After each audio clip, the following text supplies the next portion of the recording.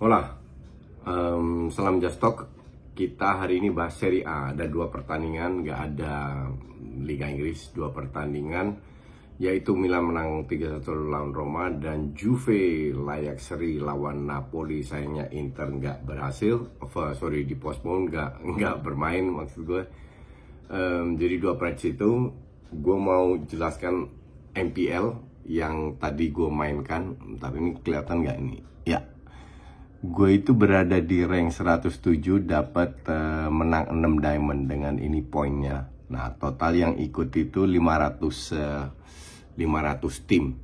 Ya, yang menang nomor juara 1 itu dapat 100 diamond. Kalian bisa lihat ini, dapat 100 diamond. Ya, rank 2 juga 100, rank 3 60 dan turun ke bawah. Nah, ini total diamond gue 94. Jadi tambah 6 jadi 100. Gue itu mulai dengan 5 diamond. Main 1 terus naik.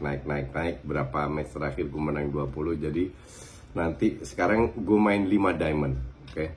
Nah, nanti ke depannya kalau udah akumulatif gue main 40 diamond. Jadi kalau main di MPL ini banyak pilihan diamond yang lu ingin mainkan, berapa diamond. Jadi terserah lu lah.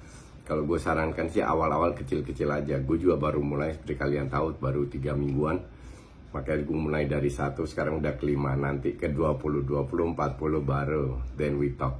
Ini masalah jam terbang aja. Dan gue mainnya setiap kali match gue tonton, gue main. Jadi sambil nonton pertandingan, gue lihat dulu, poin gue gimana. Oh ya, ada yang tadi si siapa namanya, Dries Mertens cetak gol. Itu vice captain gue, nilainya 1,5 kali. Kalau kapten yang cetak gol, Morata, gue bikin kapten nggak cetak gol. Kalau dia yang cetak gol itu 2 kali lipat. Jadi seru lah. Maka dari itu gue ajak kalian untuk bermain MPL. Banyak match, tapi gue hanya nonton 2 match. Jadi gue hanya mainkan match yang gue tonton. Tapi kalian mau main tanpa nonton juga hak-hak lu dah, bebas. Oke?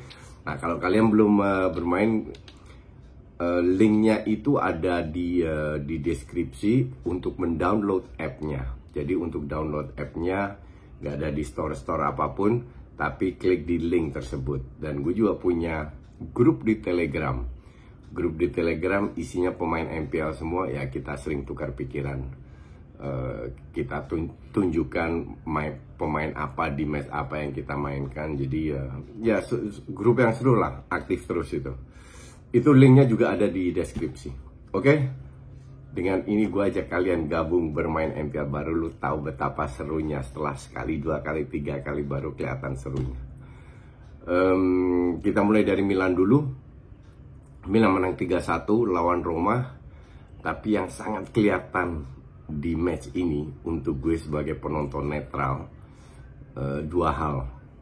1, temponya sangat tinggi. Kedua, 3 hal. Kedua, permainan keras. Ketiga, salah passingnya banyak banget. Asli, salah passing banyak dan sangat keras, menghasilkan 2 kartu merah untuk Karsdorp, 2 kali kuning. Yang kuning kedua itu layak karena itu sliding nyaris di luar kotak penalti. Terus yang pertama itu ribut, nah itu nggak perlu sama sekali. Sama Mancini pun juga 2 kali kuning, juga pelanggaran di kotak penalti. Dan Zlatan nggak masuk, tapi 3-1 ya sangat layak menang. Cuman dibilang bagus ya, gimana ya? Kalau gue lihat statistiknya, ini gue nonton. Jadi kalau nonton lu bisa lihat kira-kira statistiknya sesuai atau enggak. Terutama dari akurasi passing ya, itu di sini 80% kalau nggak salah. Bentar, akurasi passing, touches berapa ini? Ya kalau nggak salah gue tadi lihat itu akurasi passingnya itu 80% Milan, 74 Roma. 74 itu rendah banget dan memang kelihatan banget tiap kali bangun. Kita nggak bicara end passing ya. End passing itu kan kalau masuk sepertiga atau masuk kotak penalti dikasih passing, temen lu pegang terus shoot, itu memang nggak gampang, itu cukup susah lah. Cuman gue bicara yang di lini tengah, crossing dari kiri ke kanan contoh, atau passing jarak 15 meter, 20 meter. Itu sering nggak sampai itu. Gila kualitasnya Roma ini ya. Orang bukan bilang ya kebetulan lagi jelek, gue nggak tahu ya. Tapi kualitas passingnya jelek banget Roma. Sebenarnya Milan juga jelek, tapi Milan lebih jelek ke lebih ke end passingnya atau pada saat di press. Cuman ini yang membuat pertandingan Milan Roma ini ya saling menyerang, intensinya tinggi. Cuman ya itu aja, Milan bermain lebih rapi dan seperti gue bilang lebih bagus dan layak menang. Pelanggaran Roma 20 men, Milan cuma 6. Corner 9 di Roma 9 dibanding 3. Nah, shotsnya aja Milan lebih banyak, 19 dibanding 11. Cuman shotsnya juga bukan shots yang susah-susah amat, mungkin 1, 2, 3 shot. Gol pertama salah, penalti itu, oke. Terus golnya Mesias itu keren, karena kerennya itu finishingnya. Jadi dia nggak asal shooting, kipernya udah keluar, ada 2-3 pemain, tapi dia bener-bener menempatkan bola di sudut kiri. Itu keren, itu butuh ketenangan ya, butuh visi. Nah, gol ketiga Lord Leao. Ya, Lord Leao kalau suruh lari kan gue selalu bilang ini latihan diuber macan, jadi larinya kencang banget.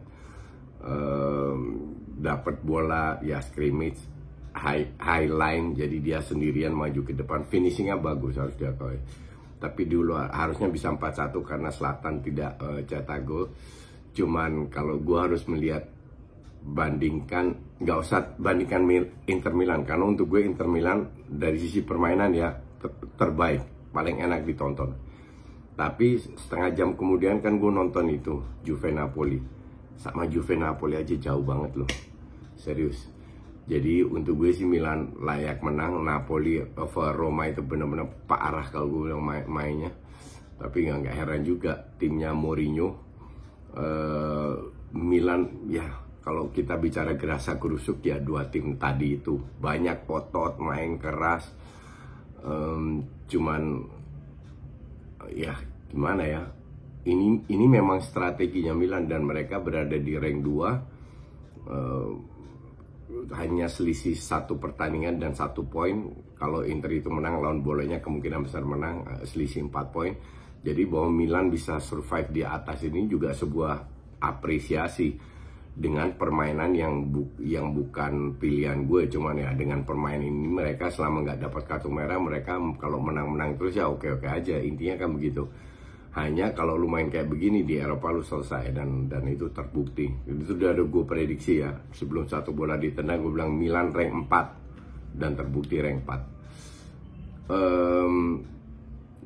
Kita ke Juve Napoli. Nah, Juve Napoli ini jauh lebih rapi.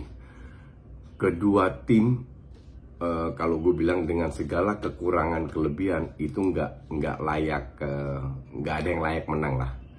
Tapi kalau gue harus jujur dari sisi permainan, gue lebih suka Napoli, lebih bagus, lebih enak dilihat, jarak antar pemain lebih dekat, bangun serangannya juga lebih oke. Akurasi passingnya juga jauh lebih tinggi. Sebentar gue cek kalau nggak salah berapa ya, bentar.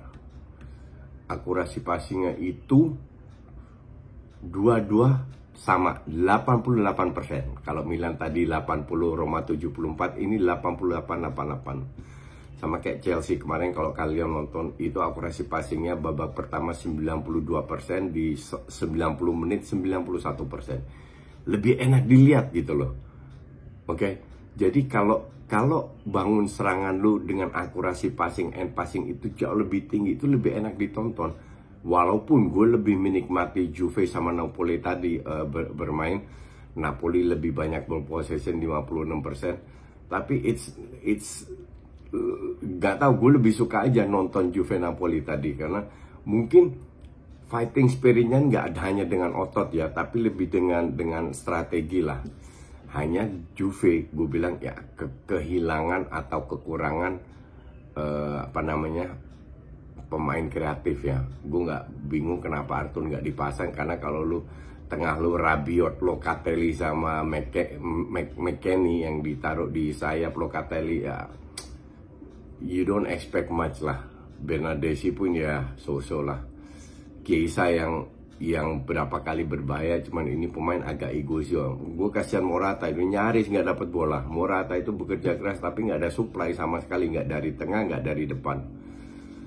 Golnya Mertens by the way keren, dan golnya si Juve juga ya cukup bagus lah, shooting dari dari kotak penalti kalau nggak salah. Gue nggak tahu kena deflect atau enggak dari Chiesa ya.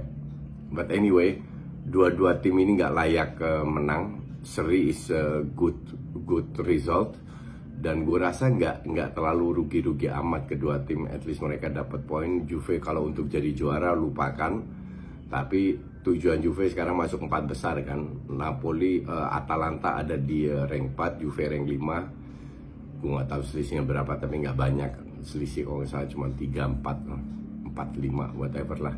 Tapi intinya Juve sangat bisa masuk ke 4 besar. Hanya kembali lagi, dengan gaya bermain 4-3-3 mereka tetap butuh kreativitas, dan Chiesa ini harusnya nggak terlalu egois, tapi ya that's Chiesa.